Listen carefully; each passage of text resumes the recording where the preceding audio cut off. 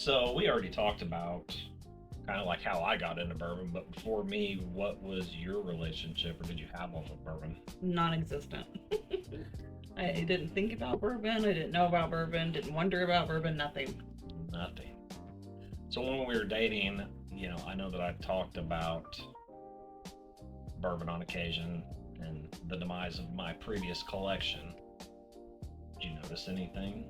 Yes, I think you talked about it a lot more than you realized. Probably. And it was conversation that just kept coming up. And I had asked you a couple times, like, well, why don't you get back into it? And you're like, no, I don't want to. And I think that you were just really upset with how it was destroyed because you had told me that some of those bottles were gifts. They were hard to find. They had sentimental value to you. They weren't just, alcohol. They were memories for you with friends and people that had passed. And so I could tell it really bugged you. But like you had zero interest in collecting again. Like you still drank bourbon, like when we go out or you'd have a drink or something, but you just had like zero interest in collecting. Yeah, I don't want to say it was like losing a loved one, but there was some pain there. So, was there a conversation or like a tipping point? Because you got me back into it. What made you decide that? I got tired of hearing you talk about it. I was like, it was obvious it was something that you enjoyed and that you missed it. And it was also something that, like I said, you had this memory and it was hard for you and it made you mad. And so, I just like randomly showed up with however many bottles it was that day, like 6 or 7. I had no idea what I was grabbing. There was some Heaven Hill, there was some Four Roses, there was I know you sent me something. You sent me some picture or some names. Yeah, we were on the phone and I was like, what about this one? What about that one? And you're like, oh yeah, it's a good one, that's a bad one, like whatever. Yeah, I felt like you were up to something, but I didn't expect you to come home with like 8 bottles.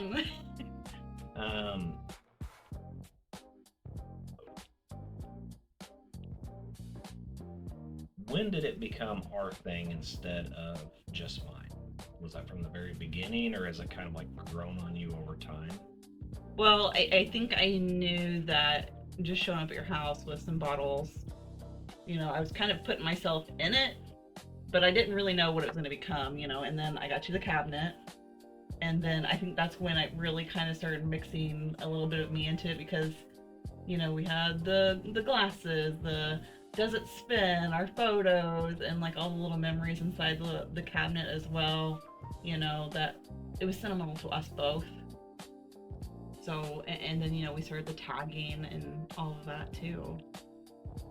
So, like, you have made such a transformation in the last year and a half, 2 years, with like your knowledge and just really everything about bourbon. Like, you went from nothing to where you are now.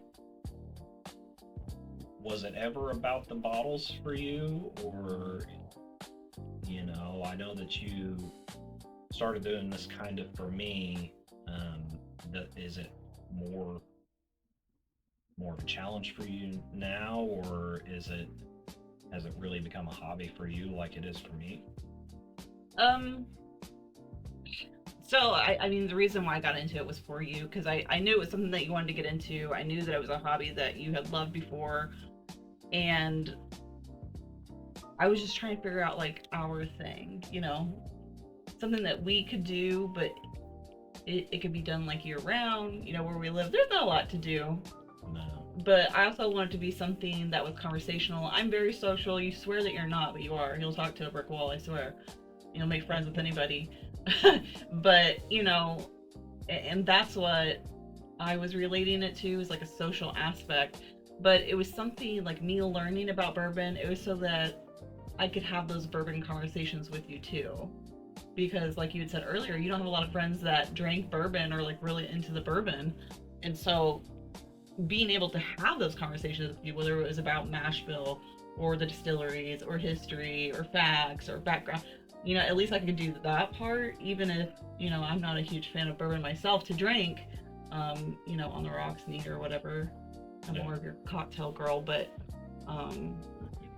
I think it was never about the bottles. It was about connecting with something that you enjoyed that had unfortunately been taken from you, and then us rebuilding it together, Yeah. because we were basically building our life together at that point too. So it was just something that we got to work on while we were waiting for the bigger things to start, like the house, the kids, the cars, and everything else, you know. So I doubt you would have gotten into bourbon on your own. No. Just based off what you said, you don't really. You're not the neat drinker, No. you know, stuff like that. If it wasn't something that we shared together, I guess maybe if I lost the love for bourbon, you know, Sure. would you continue? I probably would, but it would be more focused on, well, first, again, going back to the fact that I was in business marketing for my undergrad, I am really compelled to like understand marketing because there's psychology behind it and everything else. And so I like the history part of it and the marketing part of it. And then I like finding the bottles. Like, I'm stuck on Frey Ranch right now, and I think you and I have had a few conversations about them. But it's because, you know, they're out there in Nevada. Everything's out there. It's literally grain to glass. They don't outsource anything. Yeah. You know, so like I find stories like that amazing. Hardens, that was a newer one to us anyway. I don't know how long it's been around. I haven't really got to do much research on it. But I like finding like the cool stories and learning the background and stuff like that. So I'd probably still be drawn to the channel and still doing the same kind of research that I do now on that. Now, there's a lot of steeped history in bourbon. So, you don't usually drink straight bourbon. We've kind of touched on it just briefly. You know, you're more of a cocktail gal. Anything offhand that you prefer? So I do like bourbon cream. So we get the Hard Truth. I forget where we were at.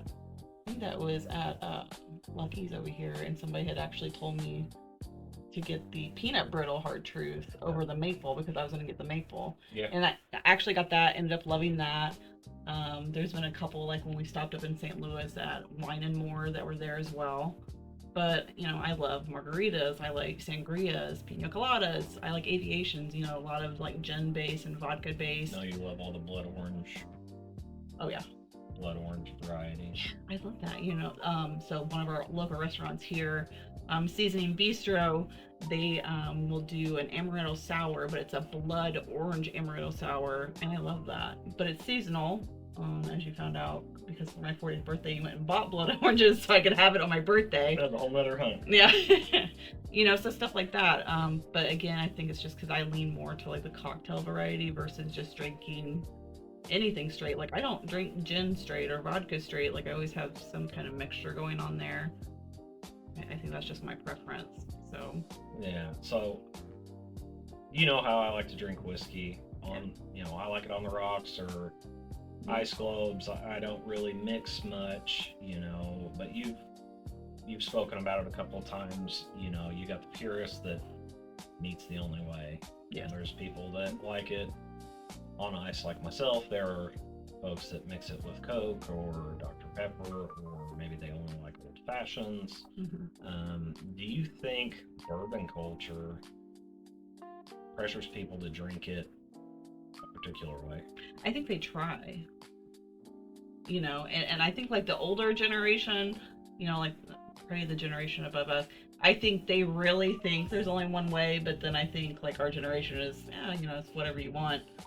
You know, that's not really important, right? Bourbon is about sharing time with friends and memories. I don't think anybody really truly cares about how you drink it, but then there's like a small niche of people that are like, oh, this is the only way, and that's why I always refer to them as purists.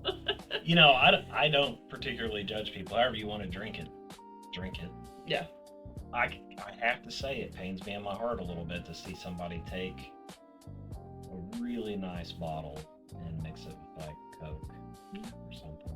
If they share the bottle with you and you drink it how you like, and they drink it how they like, and you both are enjoying it, like, who cares? Yeah, I know. It's like, it flicks me on the inside. Like, if I saw somebody mixing a bottle of 107 with a Coke, oh, it hurts my heart. So, you know, we talked earlier about kind of like how you track with the spreadsheet and stuff like that. So you know, was it just like the sentimental part of it, or kind of like what was your inspiration for doing that? Well, when we first started out with like the first like bottles I brought over, it was only like 6 or 7. And again, I didn't know much about bourbon. So like basically every bottle looked like the same bottle to me. So tracking it, like we started on my phone, just taking pictures, and I kept the album in my phone that had like the bottles, right? So I was more so like, so I didn't buy duplicates because Yeah, once you get so many, you forget what you have. well, how many times did I pick up an E.H. Taylor small batch because I kept thinking single barrel and small batch and getting them mixed up. I think you had like 4 small batches, and you every time I bought one, you would look at me like, okay, and I'm like, oh my god, it's the wrong one, isn't it? Yeah. Yeah. So the pictures helped me, and then tracking it just became a thing because as our collection got bigger, you would ask me, oh, where were we when we bought whatever? Yeah. How much was it cost? And I was like, I don't know. And so then I started tracking that, and then like we talked about before, I was trying to learn how to pick out bottles that you would most likely like, but weren't the same bottles that you'd always drink before because, we talked about rebuilding what you had, but then we wanted to expand, and not just have the same allocated bottles or, the word of mouth or whatever was mainstream. It was about trying, like the Blacken, the Long Branch, the Harden, the, whatever. Most of the stuff that I had before was pretty basic. I didn't have very many high-end bottles. I mean, I had, some Colonel Taylor single barrel. I did have a couple of bottles of Rock Hill Farms before I even knew that they were, really top shelf stuff. Some Stag, things like that. Not George T. Stag, the short Stag. But, this collection this time, I feel like it is a shelf up from what I had before. We have more, and the general quality of what we have is more. And I mean, a lot of, like you said, the Blacken, the Hardens, Long Branch has become a favorite of yours. Yep, Long Branch. And I've always kind of liked some Wild Turkey products, but Blade and Bow. I never even had the Long Branch before. I never tried it. Just kind of like the Rare Breed and stuff like that I'd had. Blade and Bow. Yeah, a lot of those I had never even tried before. And like the Field of Dreams that you just started liking like this past year, and the Frey Ranch. Yeah, Blue Run's another big one for us too. I feel like you got a lot of Blue Run now. Yeah, we got plenty of that. So you do all this tracking, labeling, tagging. Is there anything that you track on bottles that most people probably don't? I feel like you do, at least the dates and locations. I feel like most people probably don't track them. So on every bottle, just for general information, we have tags. One that says like the Mockbee collection. That's just for looks for us because it was cute for us, right? And then we had the allocated stamp when we first started. Yeah. That we would have like a white tag and it would say allocated on it. If it was obviously an allocated bottle. But then we did a separate tag that has the date that we bought it, where we bought it, the cost of it, the name of the bottle, and then the memory of like whatever it was in hunting that bottle. The memories are funny to go back to. Oh yeah, 100%. And then as those bottles empty, we have it's supposed to be an indoor clothesline, but it's at the entrance of our basement bar, quote unquote bar. But we hang those tags there, so like they can be read by friends, family, like whomever's going down, or if we want to go through them, like they're there. It's kind of like a bourbon scrapbook. Yeah, well, you have the little numbers too for duplicate bottles, but I think we've given up on that. Now you just write the number on the bottle. Yeah, I've done that too. Well, I've done that in the ones like the Blackened and the Long Branch where we're on like bottle 10 of that one. But I do have the numeral 2 when you get the second bottle. Yep. And I'll hang that on there. But yeah, we have that. And it does help prevent like impulse buying because we know what we have.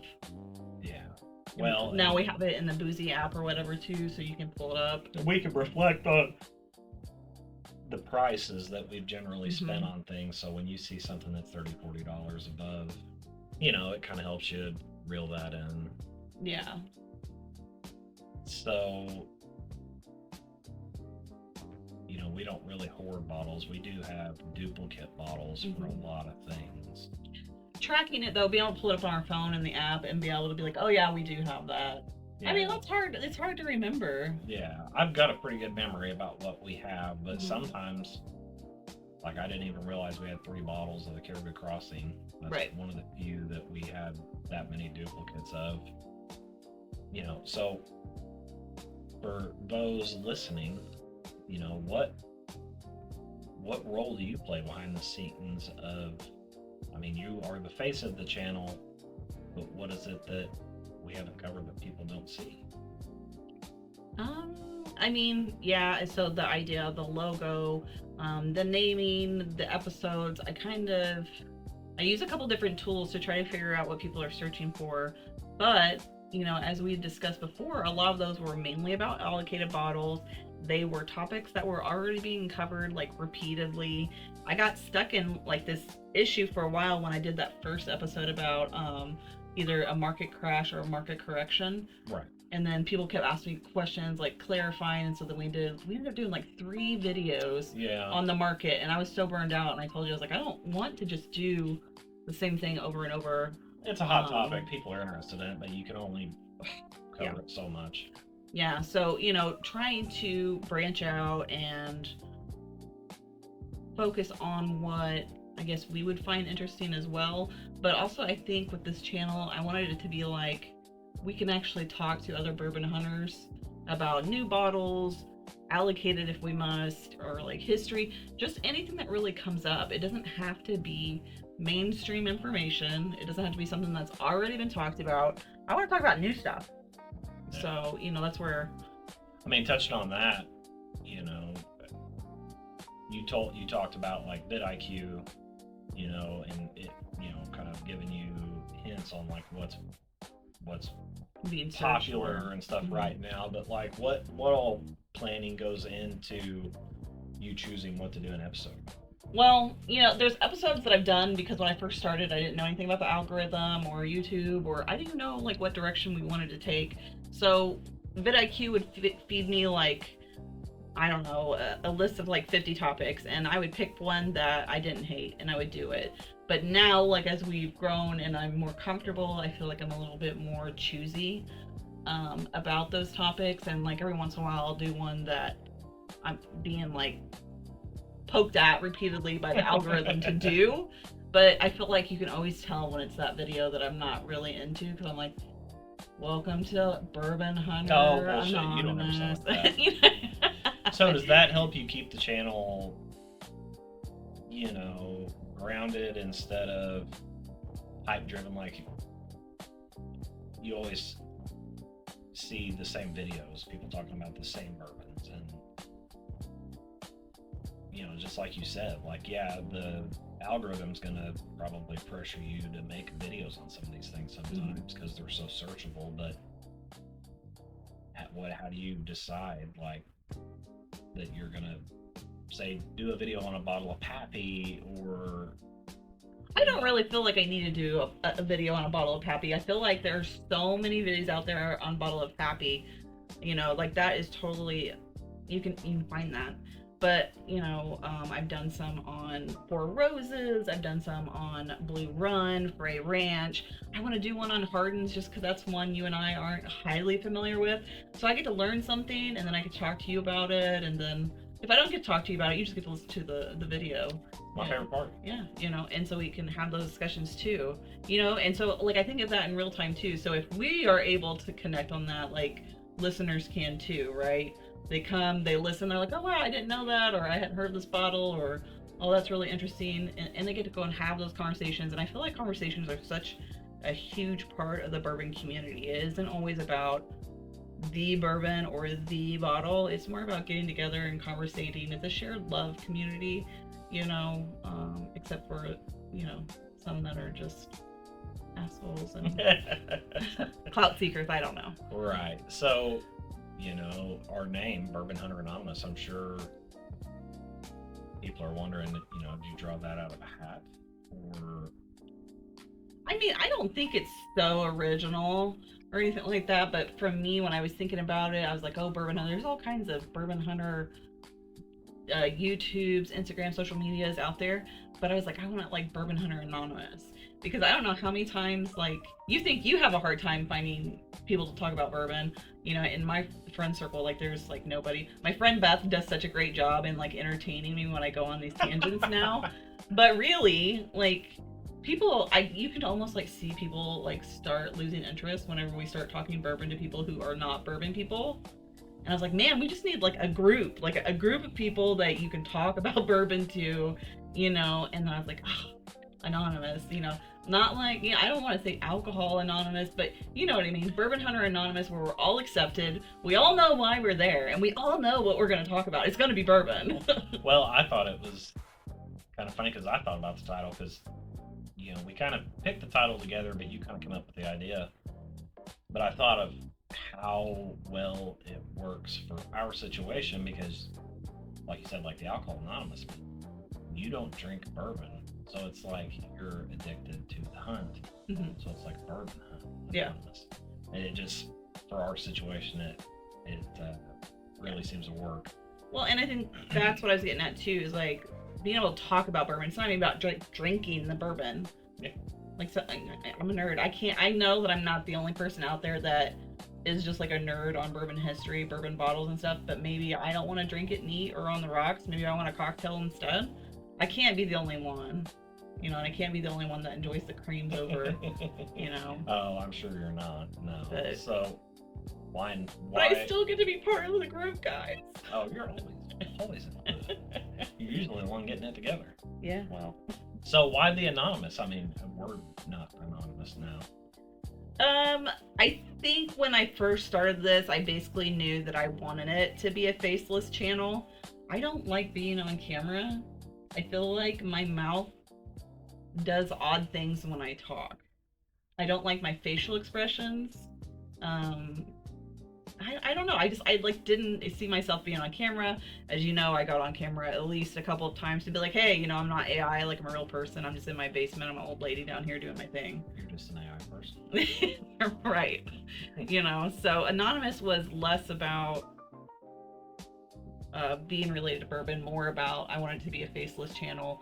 That's kind of changed as well. Well, I mean, it's less about us, more about the bourbon. Right. So the other thing about Bourbon Hunter Anonymous is that I kind of feel like it's not just you and I. It's a way of like including everybody, because our email is out there, and I do have people that email me, or people that like know me in real life. They'll send me a text or a message and just be like, hey, you should do this. I really like this. I really like that. And I'm very open to anything that would help improve it. I know for a while I got beat up really bad about the whole mic thing. And it was because I was waiting for Santa to buy me a brand new mic. And what do they expect from AI? Shut up.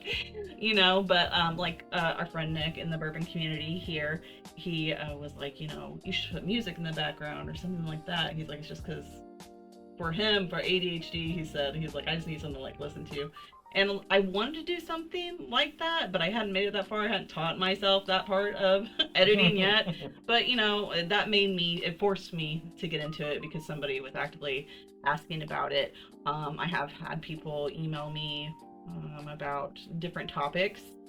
And if it's something I don't want to do, like I do get some emails where they want to talk about allocated things. I'm like, man, that has been covered so much, but I did do a few videos on it. But so also anonymous, meaning that it's not just about you and I. It's about everybody. Anybody that wants to be part of this community and want to be positive about it. I don't like all the negative background noise that comes with some people in the bourbon community where, you know, they are aggressive, you know, chasing the trucks, or like they're mean to staff, or, you know, they're like, oh yeah, you got this, well mine's better. Yeah, the bourbon snob. Yeah, I don't, I shy away from that. So I guess that's just another level of anonymous too. It's not just about you and I, it's anybody that wants to have that positive experience. Absolutely. So what bourbon would you recommend to someone just getting started? Oh man. Really, like any of like the daily bottles that I still enjoy drinking. The Which would blackened, the Long Branch, Woodford Double Oaked. Really, a lot of the the standard Knob Creek, Maker's Mark, stuff like that. They're inexpensive. They're easy to find. You get a decent variation in flavor on even just your shelf bottles that can kind of help steer you in a direction of what you like. With me, I don't like most of the ryes. I mean, there's some out there that are exceptions that I do like, but a lot of the high rye stuff I just don't particularly like the flavor. I wouldn't know that, and there's no sense in spending $200 on a bottle. Yeah. And a lot of the really what people would say quote unquote good bottles, those are your barrel proofs, barrel strength, cask strength. The higher proofs, they're not as easy to drink. And a lot of people, they'll take that sip and breathe in deep and suck a little bit of that ethyl alcohol down their throat, and then they're done. They don't want to drink it anymore. It's too hot, So a lot of the lower proof stuff, I would suggest people trying for the first time. It's usually just easier to drink. What bottle would you keep if you could only have one? Now you gotta give me a little bit more detail. If So we- is it like you a could limited bottle and I only could have one kind? No, like, well, yeah, I guess I don't know. Let's say you're on an island and you can only have one bottle there. Rock Hill. Yeah. Yeah, I mean, there's other really good bottles that I really, really enjoy. Big Weller 107 guy. This year, the CYPV, the first time I've got to have it. Excellent bottle. I really thought that was going to be kind of a hype bottle. Actually, very good. Colonel Taylor, uncut, unfiltered. Good. The Blanton's, straight from the barrel. Fantastic bottle. A lot of those, but the Rock Hill, to me, it's just kind of that perfect medium of enough heat, great flavor, really delicate. I just really enjoy it. What's one bourbon rule you think is absolute nonsense? That you have to drink it any particular way.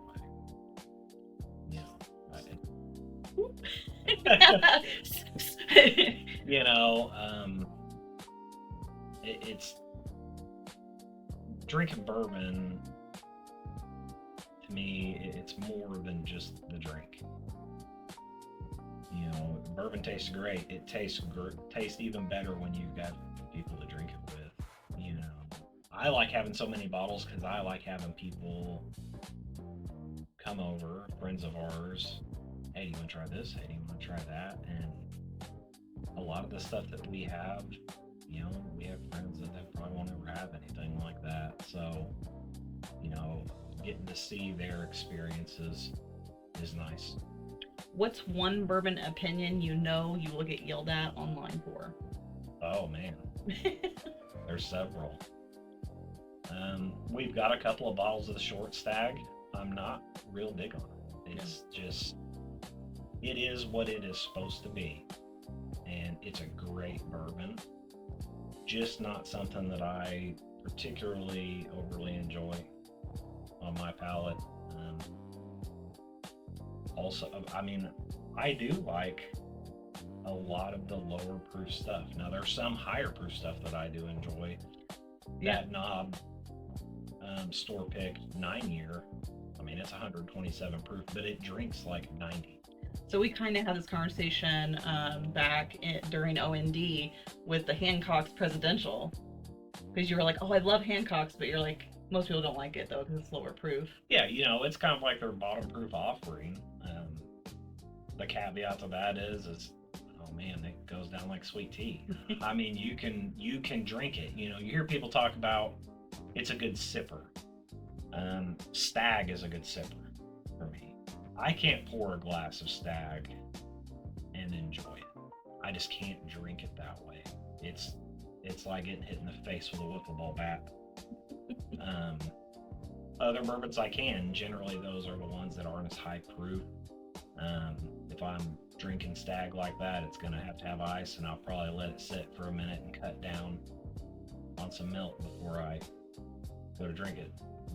I'm sure there are people all over the world that would turn their nose up at that, but just how I like it. Is there a bourbon that you are still actively hunting? Oh, yeah. It's like Pokemon, you gotta catch them all. But there's Forrester birthday. Old Forster birthday. Yeah, I really shot myself in the foot and missed out on a bottle of that for like $180 a couple of years ago. I was asleep in between shifts at work, and the liquor store called me that they had a bottle of it, and I missed the call by like 30 minutes. When I called the manager back, it was already gone. Yeah. But there's several, yeah, that I've still never had a George T. Stagg or a William LaRue Weller. So the B-Tac. Yeah, not all of them. Most of them are ryes, or they historically. I mean, sometimes they add bottles and bottles drop off and stuff. The Taylor like lost bottles. Yeah, I've had the single barrel, the small batch, the rye, the uncut, unfiltered. That's as high as I've gotten on the H. Taylor. I haven't had any of their, say unicorn type bottles offerings. I haven't had any of those. The Willet Family Reserve, the purple full label. Mm-hmm. I'd like to have a bottle of that. It's hard to find, and whenever you do find it, it's usually uber expensive. I don't know. There's still so many. Is there anything that worries you about where bourbon is headed right now? Like the culture of bourbon? No, not necessarily the culture. Everything is an ebb and a flow. And, right now, bourbon is ebbing. And, just like before, 10, 15, 20 years, it'll come back again. Sales will surge and everything. I hate all the doom and gloom right now. The bourbon, it's going under and we're not going to have any, and it's just ridiculous. It's not going anywhere. Bourbon has been around almost as long as this country, and it's not going away. Yeah, right now maybe the bourbon community is getting a little fat trimmed off the edges, but it's not going anywhere. Those barrels aren't going anywhere. And if anything, these distilleries that go under, other distilleries are going to buy those bourbons. The alcohol's not going anywhere. So I don't like how people talk about that with just such conviction that it's all gonna die. like it's all going to go away. Brown liquor's not going anywhere. Yeah. So where do you want Bourbon Hunter Anonymous to go in the next year?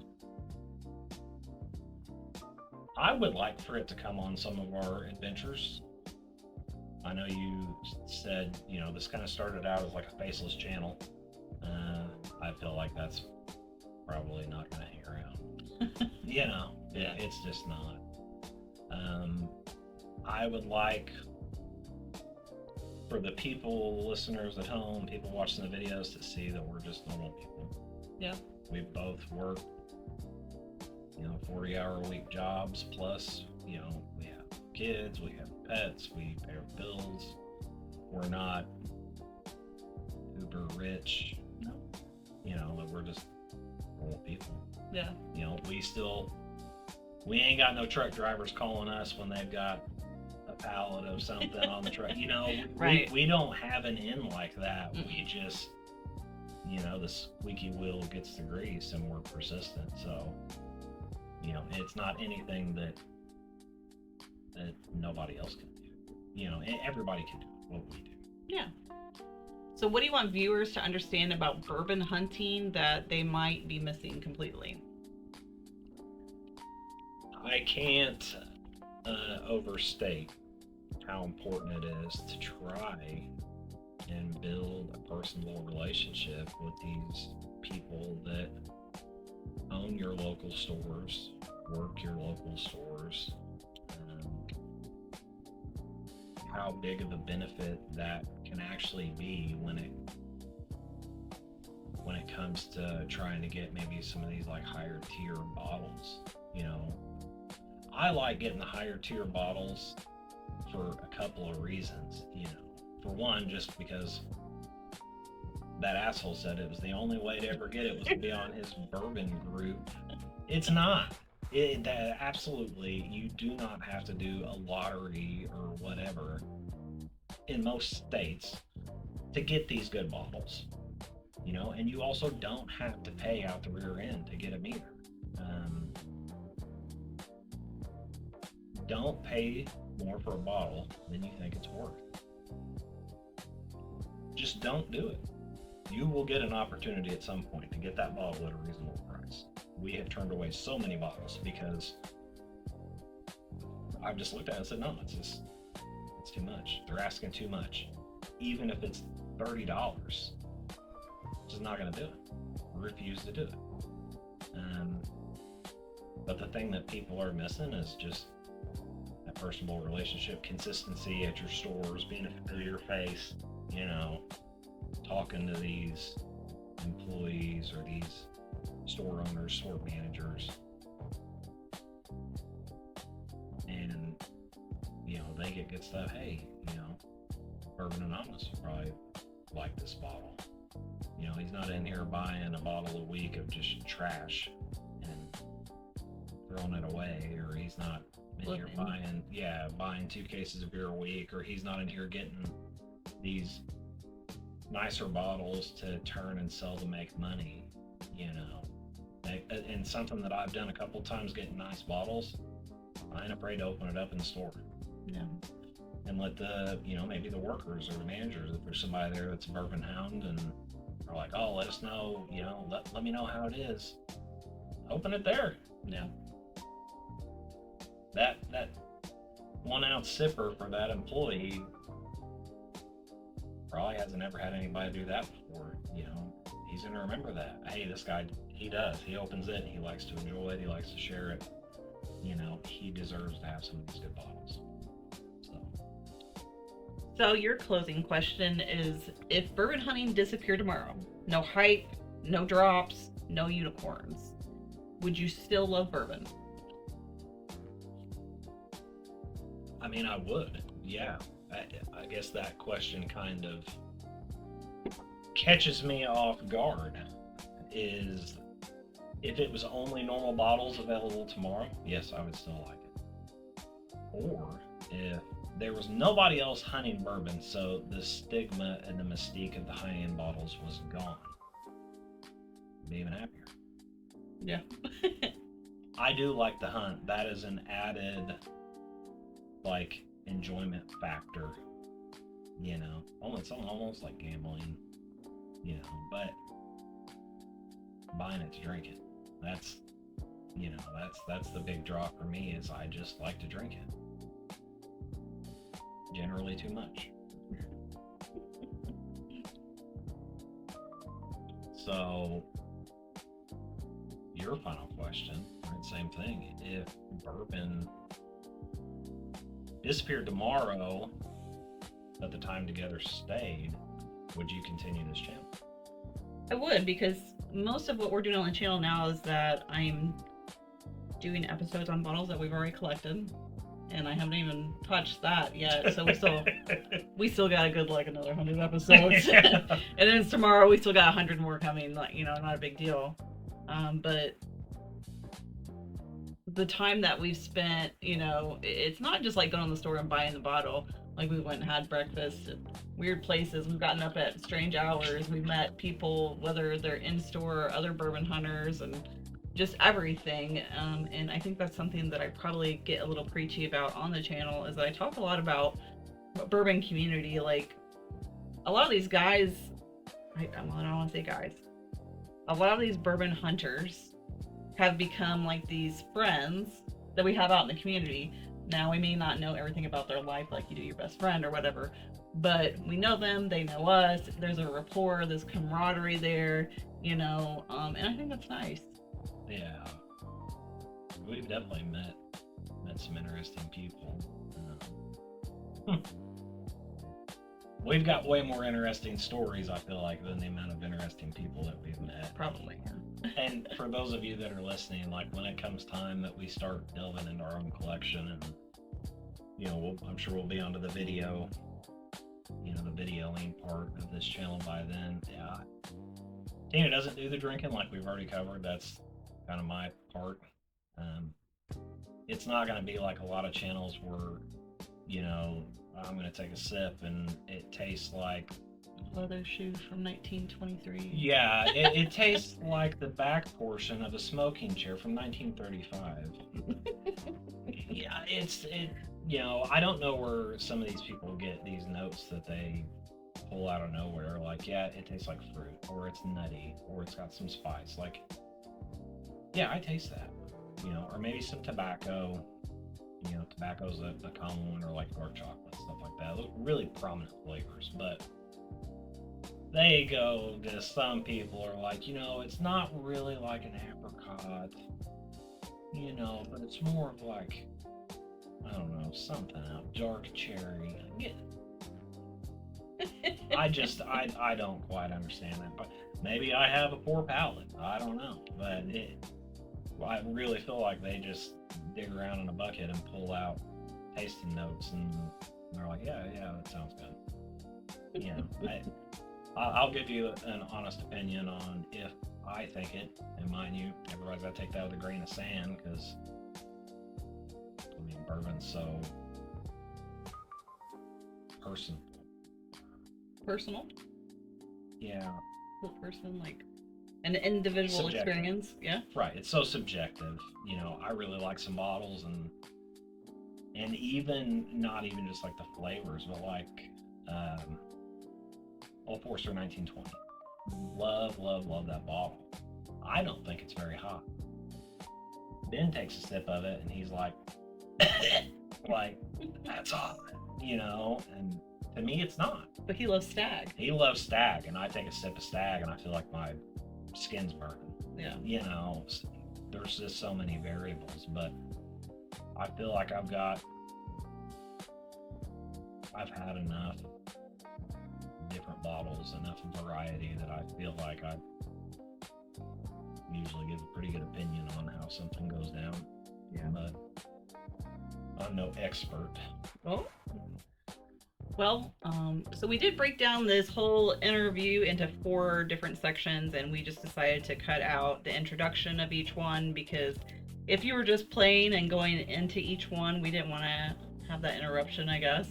But this is our final questions. This is the end of our interviewing. If you have any other questions for us or anything that you would like to discuss, just let us know. You can always email us at bourbonhunteranonymous@gmail.com. And we will gladly get back to you. And if you guys enjoy the podcast style, like we already talked about, I'm a police officer. A lot of my time at work is spent in a car, in my patrol car, and a lot of times I'll turn on a podcast or something while I'm driving around and working, and listen to it. If you guys do enjoy this is probably something that we could bring back from time to time, or maybe continue on a more steady basis. Just let Tina know. She's really smart. I'm pretty stupid. No, you're not. We do ridiculous banter back and forth. It's not just for the channel. This is everyday life. Every day, all day long. So, hope you guys enjoyed it. Leave a message, comment, email. Yep. Hit subscribe. See you next time.